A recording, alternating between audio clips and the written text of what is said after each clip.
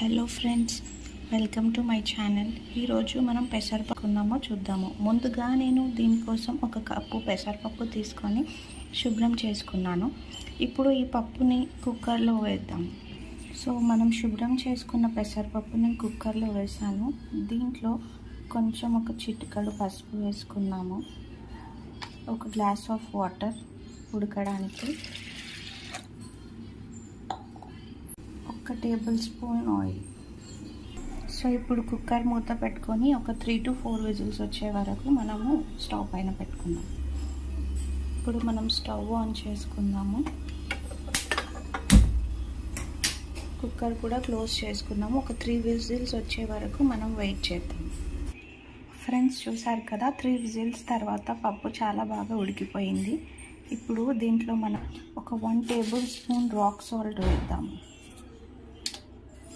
Rock salt వేసాక దీన్ని పప్పు మెత్తగా మెదుపుకున్నాము. పప్పు చెక్కతో. సో ఫ్రెండ్స్, నేను పప్పు గుత్తితో చాలా మెత్తగా స్మాష్ చేసుకున్నాను. ఇప్పుడు మనకు చారు ఎంత కన్సిస్టెన్సీ కావాలో అంత వాటర్ వేసుకుందాం. సో నేను దీంట్లో ఒక 1 గ్లాస్ ఆఫ్ వాటర్ వేస్తున్నాను. సో మీకు చారు కన్సిస్టెన్సీని బట్టి వాటర్ అనేది యూజ్ చేసుకోండి. సో ఈ చారులో వేయడానికి నేను ఒక 2 టొమాటోలు, ఒక 2 క్యారెట్లు అండ్ ఒక 6 పచ్చిమిర్చి యూజ్ చేస్తాను. మీకు వీలైతే ఏ వెజిటేబుల్స్ ఉంటే అవి వేసుకోండి. బంగాళదుంప కానీ, ములక్కాడ కానీ, సొరకాయ కానీ, ఇంకా ఏ వెజిటేబుల్స్ ఉన్నా అవి వేసుకోండి. ప్రస్తుతం నా దగ్గర ఇవే ఉన్నాయి కాబట్టి నేను ఇవే వేస్తున్నాను. సో ముందు టొమాటో వేస్తున్నాను, తర్వాత పచ్చిమిర్చి, తర్వాత క్యారెట్. సో చారు అన్నాం కాబట్టి కొంచెం చింతపండు పులుపు అనేది మ్యాండేటరీ కాబట్టి నేను ఒక చిన్న నిమ్మకాయ సైజ్ అంత చింతపండు నేను నానబెట్టుకున్నాను. నేను ఆ చింతపండు రసాన్ని కూడా నేను పప్పులో కలుపుకుంటాను. సో ఇప్పుడు నేను దీంట్లో చింతపండు రసాన్ని కూడా వేస్తాను.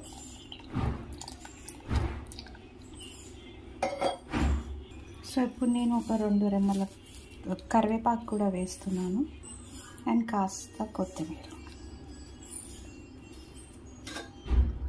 నాకు చారు కన్సిస్టెన్సీ సరిపోయింది. మీకు పులుపు అనేది టామరండ్ రసం వేసుకున్నాను కాబట్టి మీకు పులుపు అనేది చూసుకొని వాటర్ ఎంత కావాలో అంత వేసుకోండి. దీంట్లో కొంచెం కారం కూడా వేసుకుందాం. 1 స్పూన్ కారం వేస్తున్నాను. వేస్ట్ చేసుకొని బాగా మిక్స్ చేసుకోండి. స్టవ్ ఆన్ చేసుకొని చారుని కాసేపు ఒక 10 to 15 minutes ఆర్ 10 minutes చారుని మసలనిద్దాం. మనం వేసినవన్నీ కొంచెం బాయిల్ అవ్వాలి కదా. ఒక 10 minutes వరకు మనము దీన్ని చారుని మసలనిద్దాం.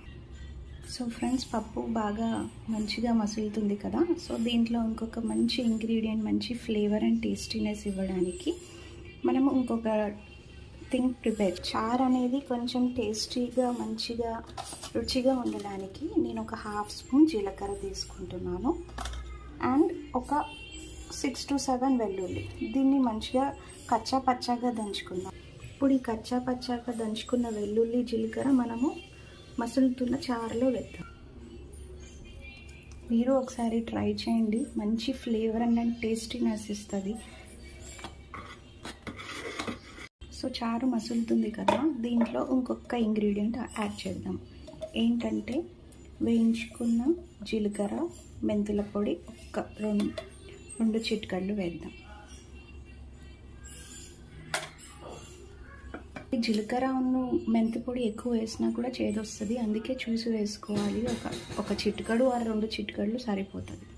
ఫ్రెండ్స్, మన పెసరపప్పు చారు మసిలిపోయింది బాగా. దీనికోసం మనము పోపు కూడా తయారు చేసుకోవాలి కదా. సో ఇప్పుడైతే నేను ఇది స్టవ్ ఆఫ్ చేసేసి పోపు కూడా తయారు చేయాలి.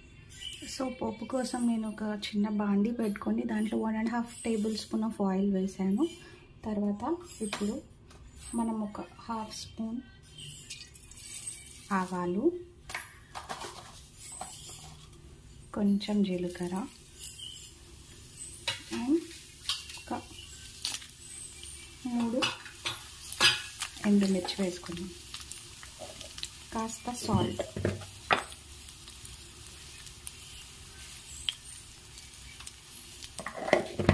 ఎండుమిర్చి వేగాయి కాబట్టి కచ్చా పచ్చాగా దంచుకున్న ఒక 4 వెల్లుల్లి,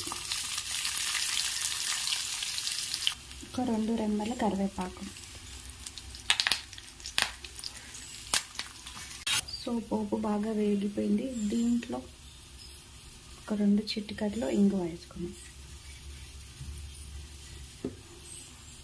బాగా మిక్స్ చేసుకున్నాము.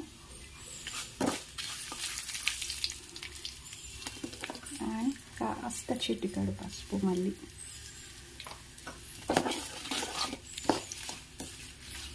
ఇప్పుడు ఈ పోపుని మనం చేసుకున్న పెసరపప్పు చారులో వేద్దాం.